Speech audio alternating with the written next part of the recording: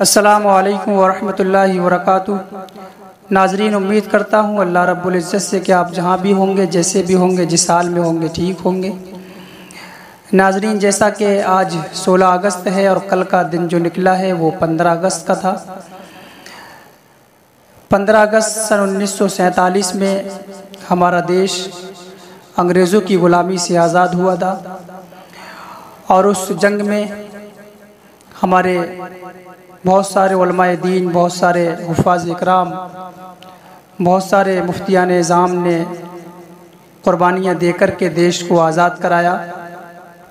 और भी इसमें बहुत सारे लोग शामिल हैं जिन लोगों ने अपनी अपनी कुर्बानी दी,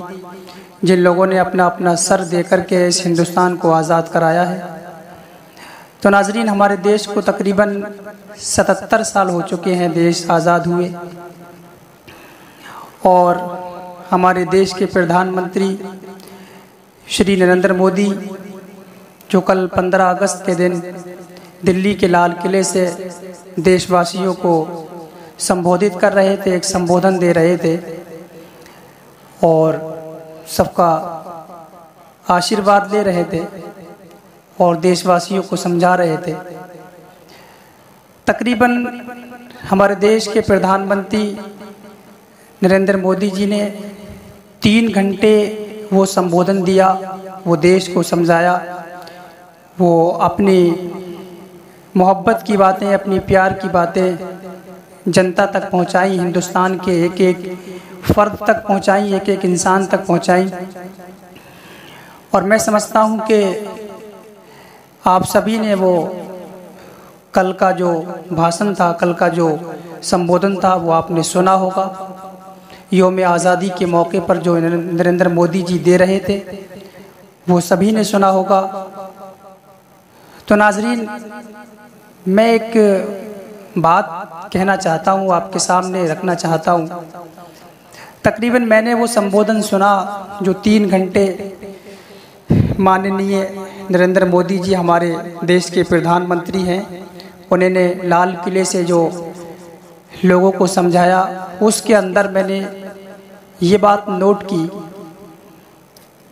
कि प्रधानमंत्री जी ने कोरोना महामारी की बात की, प्रधानमंत्री जी ने वैक्सीन की बात की, प्रधानमंत्री जी ने मेरे देशवासियों, मेरे परिवारवासियों, मेरे देश के 140 करोड़ रहने वाले लोगों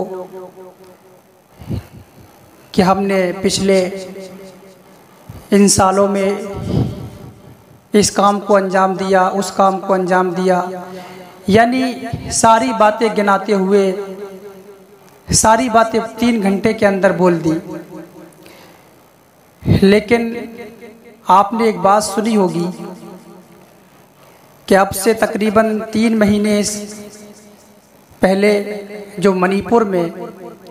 जो निंदनीय घटना हुई, कुछ लोगों ने एक लड़की को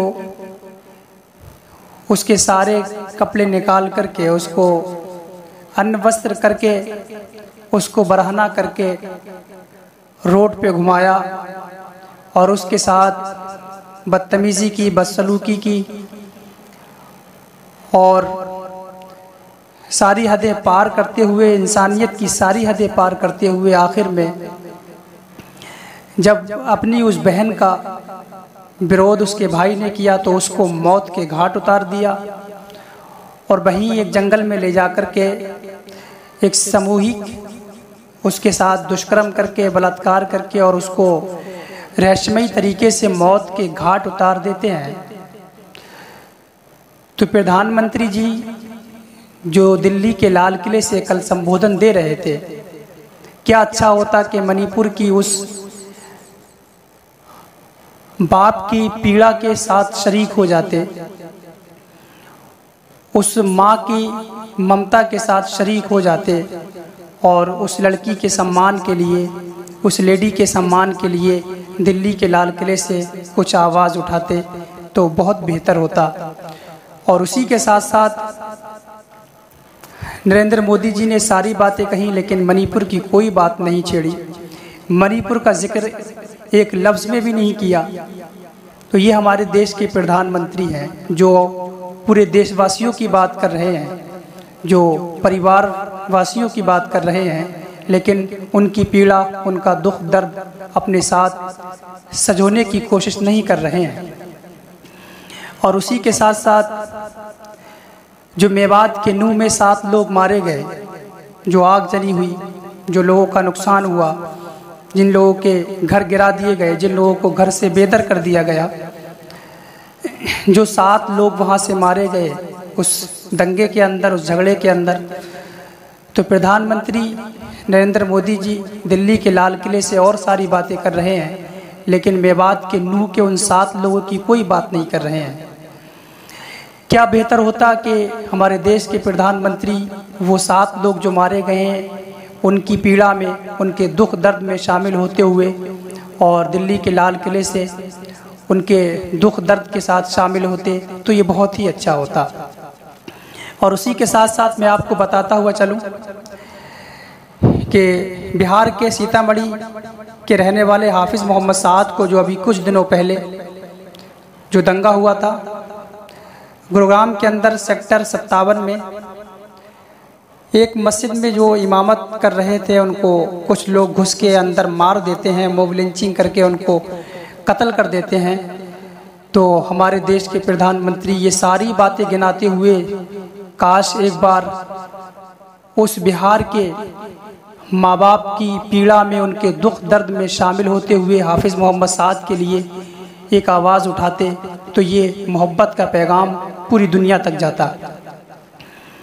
और उसी के साथ साथ गौरक्षक के नाम पर मेवात के अंदर एक बोलेरो में 2 लोगों को जला के खाक कर दिया जाता है, मार दिया जाता है। काश ये बेहतर होता कि हमारे देश के प्रधानमंत्री नरेंद्र मोदी जी दिल्ली के लाल किले से जो लोगों को बोलेरो के अंदर जला कर के खाक कर दिया, मार दिया गया, उनके लिए आवाज़ उठाते या उनके वालिदैन की दुख में, पीड़ा में कुछ शरीक होते,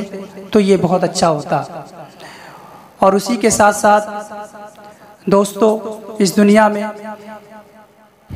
जो धर्म की राजनीति चल रही है, जो नफ़रत फैलाई जा रही है, जो मंदिर मस्जिद के नाम पर झगड़े किए जा रहे हैं हमारे हिंदू भाइयों के साथ, हमारे मुसलमान भाइयों के साथ, क्या बेहतर होता कि इस नफ़रत को मिटाने के लिए दिल्ली के लाल किले से हमारे देश के प्रधानमंत्री नरेंद्र मोदी जी एक आवाज़ उठाते। और वो ये आवाज़ होना चाहिए थी कि सारे लोग हिंदुस्तान के देशवासी हैं, सारे लोग हिंदुस्तान के रहने वाले हैं, मोहब्बत और प्यार का पैगाम देते,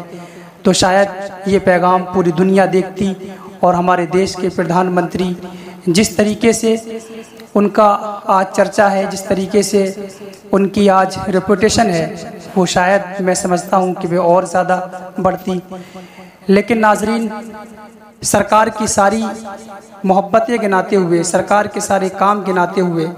कि हमारी सरकार जब से आई है, ये का सारी चीज़ें गिनाते हुए काश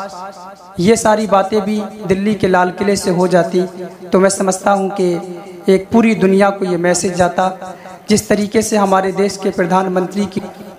उनकी मोहब्बत है, उनका प्यार है, शायद उसमें और ज़्यादा इजाफा होता, उसमें और ज़्यादा मोहब्बत होती। तो नाजरीन, जो हिंदुस्तान की दिल्ली के लाल किले से जो कल ये आवाज़ उठी और ये 3 घंटे का संबोधन दिया गया, इसके अंदर जो बातें मैं कह रहा हूँ, ये बातें होना चाहिए थी या नहीं होना चाहिए थी। दोस्तों, आप हजरात कमेंट बॉक्स में लिख कर के बताएं कि ये बातें होना चाहिए थी या नहीं होना चाहिए थी। नाजरीन, मिलते हैं इंशाअल्लाह ताला अगले आने वाली वीडियो के साथ। तब तक के लिए खुदा हाफिज़, अल्लाह हाफिज़।